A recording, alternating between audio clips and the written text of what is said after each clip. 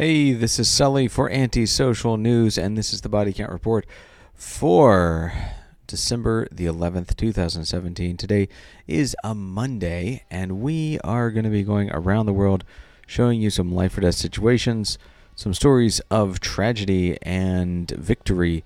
So we are going to start with, we got India here, and pretty cool story, you know? Like I always say, it's not always going to be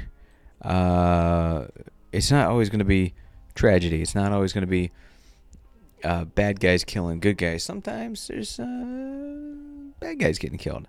So enjoy this story out of India.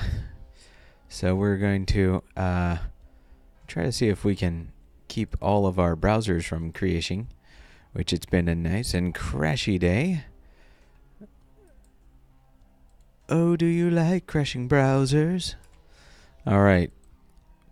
So we have another good story here. We got a lot of good stories today, I gotta say. It's not all bad news today. So we have the first story there: 3 terrorists killed in encounter in Handwara with the security forces. It's an area of North Kashmir. So read the story and see if you can understand some of the interesting back and forth between the Kashmir conflict in Central Asia. Now here is Manila Times reporting tribal conflicts in Kalinga resolved. And this is a good story because, as I've covered in a lot of places, tribal conflicts can be super deadly, but very, very, very overlooked by news sources, even news sources in country. Not just talking about Western news sources, but just in general, people just overlook them. And now we have Bangsamoro Islamic Freedom Fighters (BIFF) owns up to Maguindanao twin explosions. So here we go. Got a few stories out of Manila Times today. NPA rebel killed, 3 soldiers wounded in Zamboanga attack, and Bangsamoro Islamic Freedom Fighters blowing stuff up. So check these stories out, read them, put them in your eyeballs. Incredible stories. Rocket launched from Gaza explodes in open field. Okay, so one of the reasons why I'm including these stories, even though you might be saying, hey, Sully, say you only talk about stories the West isn't talking about. Well, yeah, but I also will talk about stories from a different angle. And a lot of people are talking about the Israeli conflict only in the sense that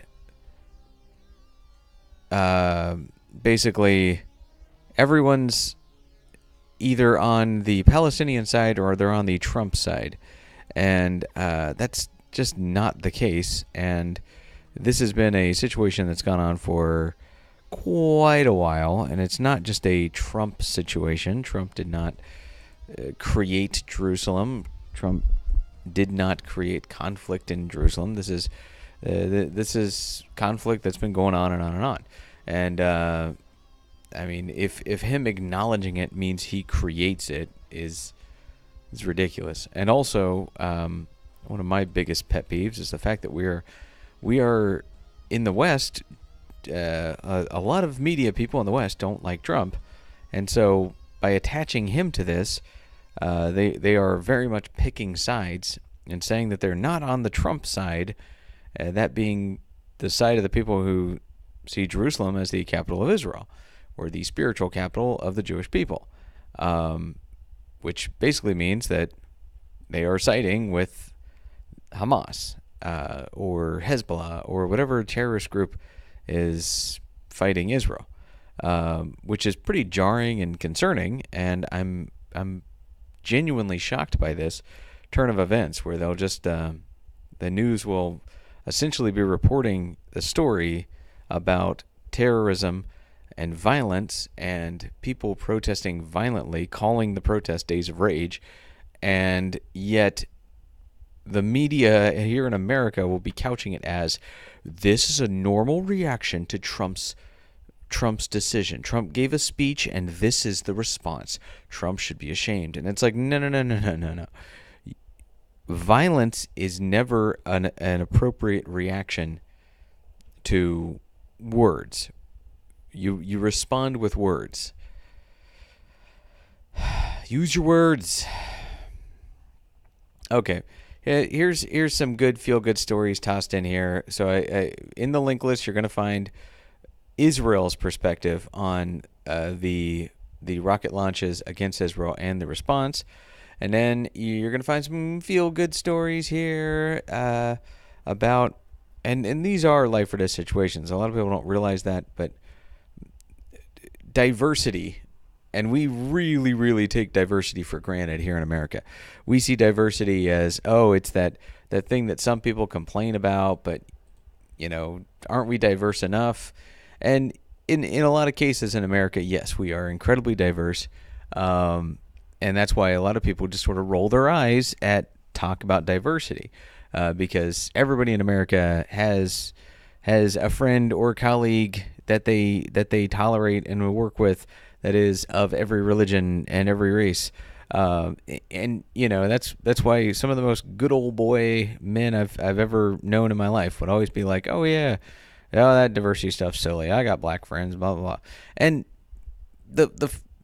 they're not exaggerating, but they're in the United States, and here diversity of culture is something we literally take for granted. We don't think about it. It just is a thing. We live next to people of all different race, colors, and creeds, and in some places where totalitarian right-wing nut jobs occasionally take over and murder people and blow up the statues of the cultures that came before, like in Afghanistan, tolerance and diversity is still a life or death situation. It's still something where groups are being challenged physically, and this is a nice story about Indo-Afghan Culture Festival, and about how Afghan society is being more open to Indian culture. So check it out. Like I said, should give you faith in humanity. This is another interesting story that will sort of challenge some Western perspectives, because it is a story about, well, here, let's just read this little quote. Truthfully, genetically modified cotton, it's not good today. It's not good tomorrow. When you produce genetically modified cotton in your farm, after 2 years, you cannot plant anything else on your land. So this is a very interesting story about Monsanto and Burkina Faso, and crops made for cotton that are genetically modified, and how that could help or hinder the prospect of their agricultural industry. All right. We want to get back to soul crushing stuff, huh? Yeah, let's do that. But let's. This is a sad story. Migrante guatemalteco muere congelado en desierto de Texas, in the Estados Unidos. So this is a Guatemalan migrant dies from freezing to death in the Texas desert. And something I talk about illegal immigration is bad because it's dangerous. People get taken advantage of by human traffickers. People get put into dangerous situations by crossing illegally, and that's one of the main reasons why illegal immigration is a bad thing. It's because it gets people killed. not to mention abused and taken advantage of. So, very sad situation. And plus, hate to be this guy, but we kind of have our own problems here in America. We have you can look here. We still are trying to deal with our problems in a very unique way, like Chicago to form vehicular terrorism task force. Neat story, very triumphant. We are being proactive against terror, but Chicago has horrible gun violence still. Terrorism is actually pretty far down on their list of stuff they should be worried about. And Baltimore, a little close to home here. Police investigate 3 homicides in Essex and Middle River. So there's two dead in Middle River. And man fatally shot in northwest Baltimore. So they're looking for, if you know anything about this, to call the number in the link below. The number is 443-902-4824. So feel free, if you know anything about the shooting, check the link in the description below.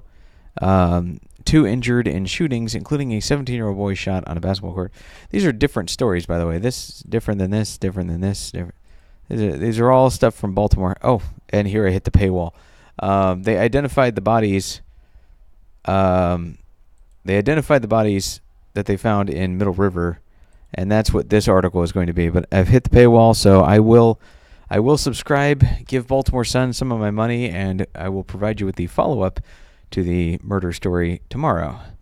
And then we have, here we go. You ready for this story, huh? New York bomber was inspired by ISIS Christmas attacks, officials say. Footage of attempted terrorist attack in New York transit hub. Okay, let's make sure the audio's off here. I don't want to get a copyright strike for any reason. This is the moment an explosion went off at the hub, New York train station. Sheesh.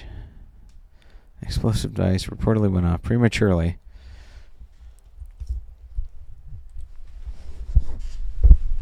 So, I